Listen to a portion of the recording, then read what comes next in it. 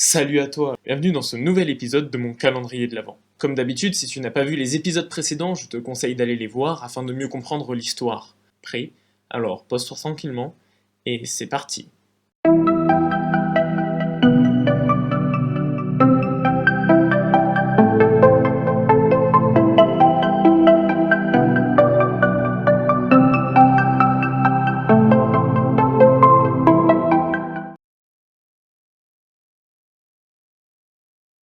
18 Oubra 558. Juliran salua son vieil ami et lui présenta Kasana.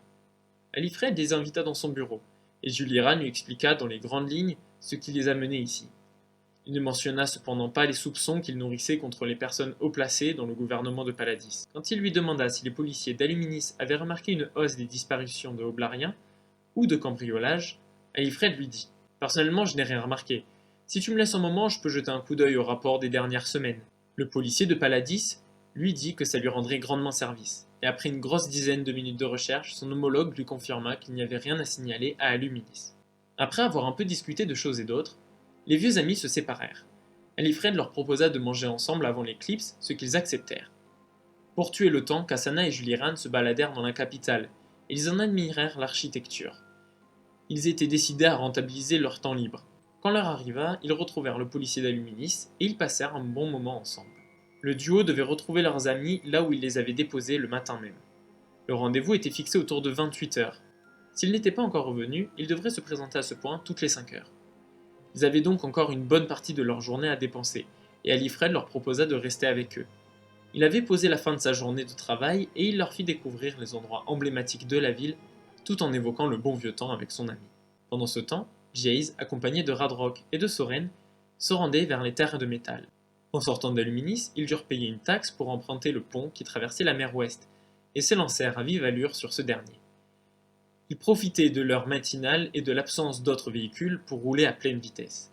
L'essentiel du trafic de ce pont se passait sous la forme de transporteurs, des véhicules transportant de grandes quantités de marchandises ou de gens. Le pont mesurait 500 km de long et ils mirent un peu moins de 5 heures pour le traverser.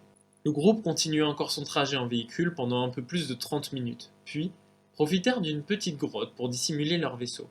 S'équipèrent alors de leurs armes, de leur matériel d'observation et de tenues de camouflage adaptées à leur environnement. Ils commencèrent ensuite leur progression et se dirigèrent en direction des coordonnées vers lesquelles avait été émis le message intercepté quelques jours plus tôt.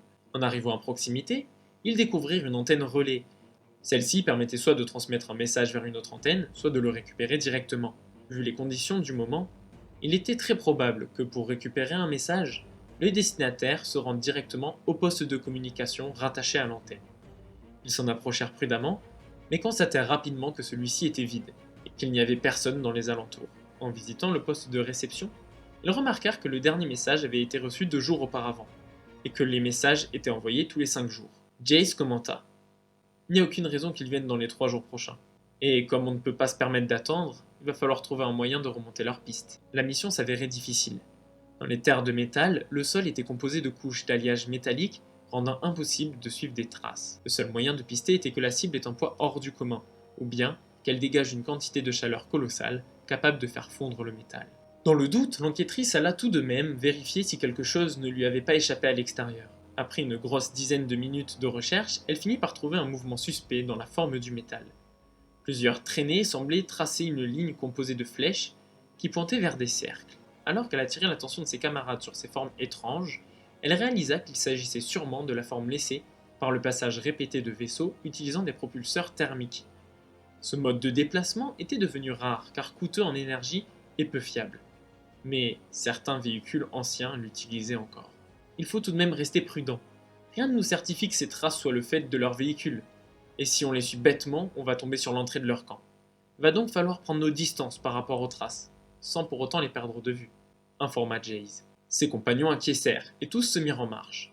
Ils avançaient prudemment, à une centaine de mètres des traces.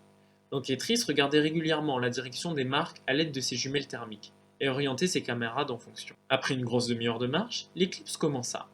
Si progresser de nuit dans la campagne de la zone fermière était dangereux, progresser ainsi dans les terres de métal était suicidaire. Ils décidèrent donc de dresser un camp de fortune. Quand ils finirent le montage de la tente camouflée, l'éclipse venait de commencer. Leur couchage ressemblait de loin à un gros bloc de métal, et dans la pénombre il était impossible de les repérer à l'œil nu. Alors que Soren allait rentrer dans la tente, son regard fut attiré par une lueur étrange. À voix basse, elle informa ses camarades qu'elle avait vu quelque chose de bizarre. Ils regardèrent tous deux dans la direction qu'elle indiquait.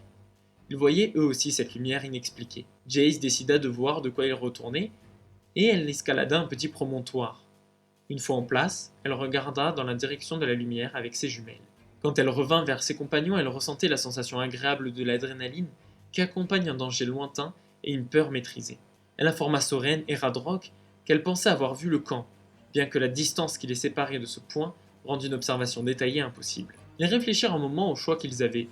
S'ils s'avançaient maintenant, ils bénéficiaient de la nuit pour pouvoir observer le camp sans être vus, mais ils s'exposaient au danger des extraterrestres de la région. Cependant, s'ils attendaient la fin de l'éclipse, ils évitaient la menace extraterrestre, mais leur chance de se faire repérer par une sentinelle était décuplée. Après délibération, ils décidèrent de partir directement, mais laissèrent la tente en place, ce qui leur offrit une solution de repli rapide. Ils progressèrent donc prudemment dans le noir, faisant des petits pas, et en faisant le moins de bruit possible. Après 20 minutes d'une progression lente, ils se trouvaient en haut d'une pile de métal qui leur offrit une vue idéale sur le camp. Celui-ci était adossé à une montagne de métal dans laquelle ils pouvaient observer une ouverture. Jace réalisa plusieurs clichés de la scène qui s'offrait à elle. Le campement, éclairé par d'énormes projecteurs, était peuplé d'un groupe de bandits. Parmi le trio, personne ne reconnut le bandeau, le seul signe d'appartenance à un clan commun à tous les bandits.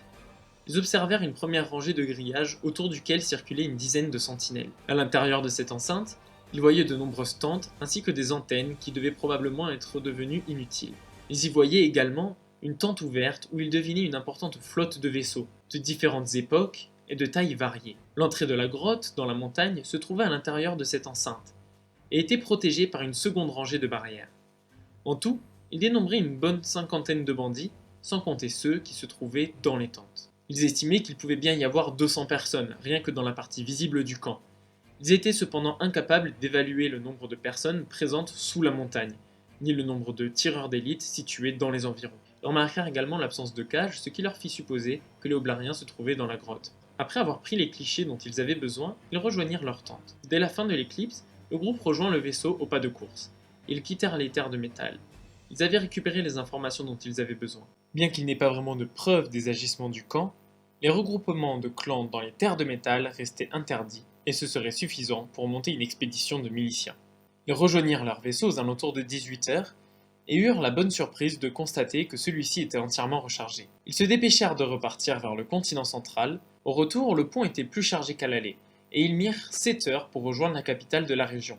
Ils attendirent donc 3 heures à leur point de rendez-vous, et récupérèrent leurs compagnons avant de se diriger vers Paladis. Le trajet retour leur prit 18 heures, et ils arrivèrent à Paladis le 19 Oubra, alors que l'éclipse commençait. Sur le trajet, ils partagèrent les découvertes que chacun avait fait, et commencèrent à préparer la suite des événements.